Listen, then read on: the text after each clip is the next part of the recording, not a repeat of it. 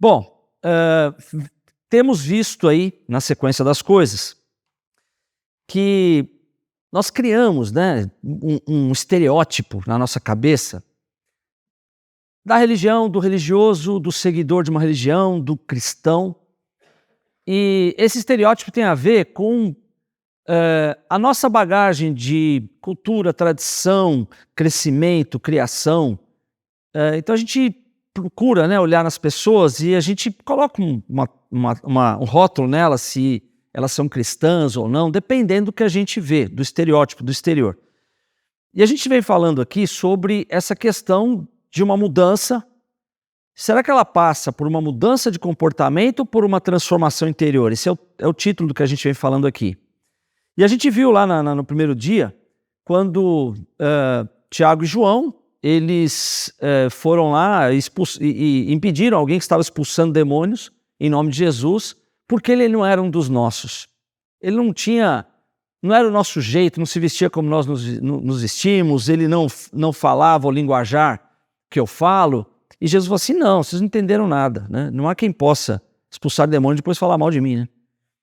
Mas existe essa questão do exterior. Muito bem. Semana passada também nós falamos sobre a questão dessa mudança não ser algo que se constrói, não é algo como fruto do esforço humano, mas ele é um fruto. Aquilo que a gente chama de santificação, né? Isso é fruto da graça. Nós vemos lá em Romanos 6,14, que o pecado não terá domínio sobre você, porque você não está debaixo da lei, você está debaixo da graça. Então o grande indutor, né, da transformação interior é a graça, não é a lei. Pela Bíblia, quem está na lei está debaixo do domínio do pecado, porque a lei depende do esforço humano e a graça ela depende do trabalho que Jesus já fez. A lei tem a ver com o trabalho a ser executado e a graça com o trabalho já realizado em Jesus. Mas eu vou começar aqui com esse texto, que diz assim, está lá em 1 Coríntios 1,30, mas vós sois dele em Jesus Cristo, o qual para nós foi feito por Deus, sabedoria, justiça, santificação e redenção. Percebam que esse texto fala que essas quatro coisas, sabedoria, justiça, santificação e redenção, elas não são uma tarefa, elas não são uma coisa que você alcança, mas elas são uma pessoa.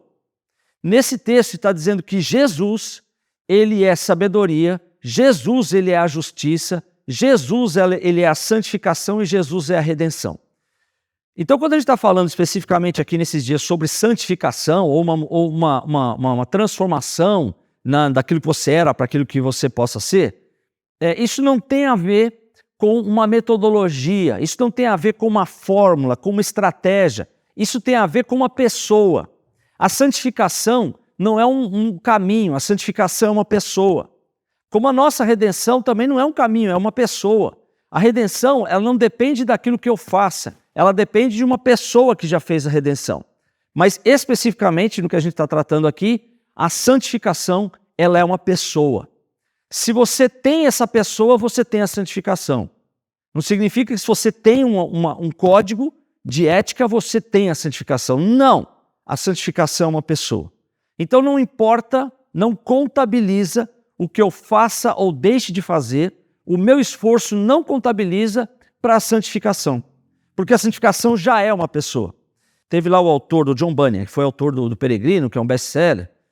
Ele passava por um dilema lá na vida dele, em dado momento, que ele tinha uma grande dúvida se ele estava justificado ou não. Então ele tinha um grande zelo de confessar os seus pecados constantemente para Deus, e ele ficava com a consciência pesada, se Deus estava se agradando dele ou não, se ele estava correto diante de Deus ou não, até que um dia, ele conta numa experiência, no testemunho dele, que ele andando lá por algum lugar, ele ouve internamente uma voz de Deus dizendo para ele o seguinte, fala assim, olha, a sua justificação está no céu. E naquele momento ele entendeu que a justificação dele não estava no seu zelo, até pela sua santidade, mas a justificação dele estava no céu, e a justificação dele é Jesus. E por esse texto, aqui a gente vê que a nossa justiça, e na outra tradução fala justificação, ela é Jesus Cristo. Então guardem isso. o guarda-chuva, né, desse seminário é assim, né, mudança comportamental ou transformação interior. Quando a gente está falando de mudança comportamental, é algo que tem a ver comigo, é algo que tem a ver com você, é algo que você se propõe a fazer e a partir de segunda-feira eu vou começar meu regime. A partir de hoje não falo mais isso aqui, a partir de hoje não trato mais assim a minha esposa, o meu marido. Então tudo isso é uma autoconfiança grande. Será que você vai começar o regime na segunda-feira? Será que a partir de hoje você não fala mais isso? A partir de hoje você vai ser calmo no trânsito? Então esse tipo de decisão que tem só a ver comigo, ela é falha, né? Porque ela tem a ver com a minha capacidade. Mas a santificação não tem a ver com uma capacidade ou uma força de vontade própria. Ela tem a ver com uma pessoa. E essa pessoa está no céu, né? Então a minha santificação é uma pessoa, ela se chama Jesus Cristo. Pode ser que você se depare com pensamentos seus, ou talvez de outros, você tenha escutado isso, que você estou me santificando. Ou você ouça uma pregação que diga assim, olha, você precisa se santificar mais. Se você pensar nessa expressão, você precisa se santificar mais, ela não faz o menor sentido à luz desse texto. Porque a santificação não é o que você faça, o que você se empenhe, é uma pessoa. Se você tem essa pessoa, você tem a santificação. Se você não tem a santificação, independente do que você faça. Esse apelo ou essa ideia interior de que eu preciso me santificar mais, preciso ir mais da igreja, preciso ler mais a Bíblia, eu preciso falar menos coisa errada, isso não está coerente, não é biblicamente correto. A tua santificação é alguém. Santificação, né, vem da palavra santo, significa separar, ok. Então, o oposto de santo é comum. Não é pecador, pecado. Se santo, como o Fabrício disse aqui, ele é separado para um propósito, o comum não é.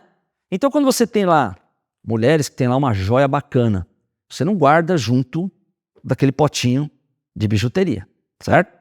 Você guarda num lugar mais apropriado.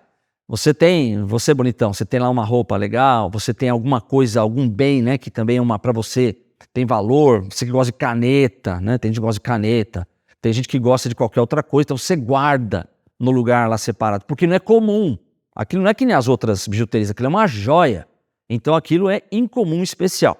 Então a palavra santo, ela tem a ver com esse conceito de incomum ou especial. Então quando a Bíblia está falando de santificação ou de santo, ela está falando de que existe um projeto, né? Existe uma ideação de Deus a seu respeito, de que você seja incomum e especial, de que a sua família seja incomum, seus filhos, o seu desempenho profissional, os seus relacionamentos sejam coisas especiais, incomuns. Gosto muito lá do Salmo 128, que fala assim, feliz aquele que teme ao Senhor e anda nos seus caminhos. Aí tem ele monta um quadro, né, o Salmo 128. Vai comer do trabalho das suas mãos. Opa, o cara tem emprego e renda. Ele vai ser realizado naquilo, essa é a expressão, feliz será, e te irá bem, ele que vai ser próspero. Então tá lá o quadro, você tem lá o pai da família, empregado, feliz com aquilo que ele faz, próspero. A sua mulher como videira frutífera, a roda da sua casa. Videira significa não só o fato dela ser frutífera, como a videira ela simboliza a alegria, porque é com a uva que se faz o vinho simboliza a alegria na Bíblia. Os seus filhos como plantas de oliveira à roda da sua mesa. Então a planta de oliveira que é a oliva, da onde sai o azeite. Filhos ungidos. Alguém fica triste, algum pai aqui ou mãe fica triste, se o seu filho for mais próspero do que você, se ele ganhar mais que você, se ele tiver mais recurso e bens, ninguém fica triste. Você pode ficar triste por outro, né? Mas pelos seus filhos, você não fica. Você pode olhar para o seu par, para o seu vizinho, por que ele tem um carro bonito e eu não tenho? Né? Quando você estaciona lá na garagem, o carro dele é melhor do que o seu. Mas se o seu filho tem um carro melhor que o seu, você fica feliz. Os filhos, como plantas de oliveira à roda da sua mesa. Assim será abençoado o varão que teme ao Senhor. Esse salmo está dizendo para um homem, né? Ele vai ser abençoado desde Sião, né? E Sião, na nossa aplicação hoje, no nosso tempo moderno, né? Sião foi onde começou a igreja. No Monte Sião, o Espírito Santo desceu no Monte Sião, ali onde eles estavam. Então, ele vai assim, o Senhor vai te abençoar desde Sião, como corpo de Cristo. Você vai ver o filho dos teus filhos e a paz sobre Israel. Meu, esse quadro é maravilhoso, bacana demais. Isso é especial, isso é incomum. Então, como é que acontece o Salmo 128 na sua e na minha vida? Se eu for um cara dedicado, se eu me dedicar na igreja, na obra de Deus, se eu me sacrificar, jejuar 3 vezes por semana. Não. Isso é uma pessoa. Se você está nessa pessoa, você tem isso. Não é o que você faz ou deixa de fazer. Porque esse especial em comum é uma dádiva, é um dom de Deus. Isso se chama justiça, sabia? Justiça é as coisas na sua ordem. Paulo ele fala assim, né? Ele fala em Romanos 7, fala, caramba, o mal que eu quero, que eu sei que eu não devo fazer, eu faço. Mas o bem que eu sei que eu devo fazer, eu não faço, né? E chega uma hora que ele fala o seguinte, miserável homem que sou, quem me livrará do corpo dessa morte? Notem que ele não diz assim, o que me livrará? Qual que é a fórmula? Qual que é a conduta? Qual que é o comportamento que vai me livrar do corpo dessa morte? Ninguém melhor que Paulo, que ele diz assim, quem me livrará? Então quem te livra não é o que te livra, mas quem te livra. Não é o que você vai fazer, não é o seu esforço, mas é quem.